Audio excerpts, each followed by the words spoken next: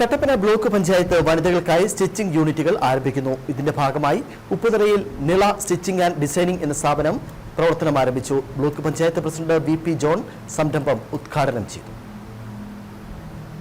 വനിതകൾക്ക് തൊഴിലും വരുമാനം ഉണ്ടാക്കാനായാണ് ബ്ലോക്ക് പഞ്ചായത്ത് വിവിധ പദ്ധതികൾ ആവിഷ്കരിക്കുന്നത്. സർക്കാരിന്റെ കർമ്മ പദ്ധതിയുടെ ഭാഗമായാണ് വനിതകൾക്കായി പദ്ധതി നടപ്പിലാക്കുന്നത്. കഴിഞ്ഞ വർഷം വിവിധ സംരംഭങ്ങളിലായി 43 പേർക്ക് തൊഴിൽ നൽകാനായി. ഈ വർഷം 6 വനിതാ ഗ്രൂപ്പുകൾക്ക് ധനസഹായം അനുവദിച്ചിട്ടുണ്ട്. ഇതിൽ ആദ്യം പ്രവർത്തനം ആരംഭിക്കുന്നത് ഉപ്പുതറയിലെ നില ഗ്രൂപ്പാണ്. നില സ്റ്റിച്ചിംഗ് ആൻഡ് ഡിസൈൻ ഗ്രൂപ്പിന്റെ ഉദ്ഘാടനം block panchayat president VP. John നിർവഹിച്ചു.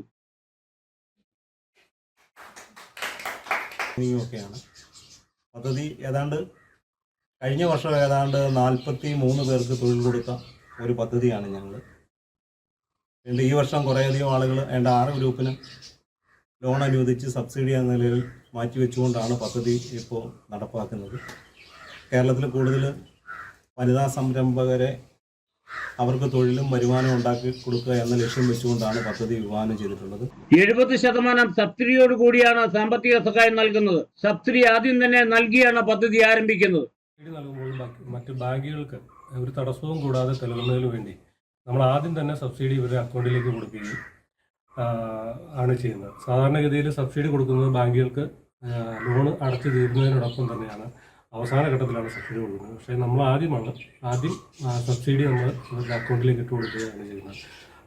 ഉദ്ഘാടന യോഗത്തിൽ കട്ടപ്പന ബ്ലോക്ക് പഞ്ചായത്ത് അംഗം എം.ഡി. മനോജ്, അനിത ബിനു, മഞ്ജു അനിൽ എന്നിവർ പങ്കെടുത്തു സംസാരിച്ചു. Idukki vision news, Upputhara.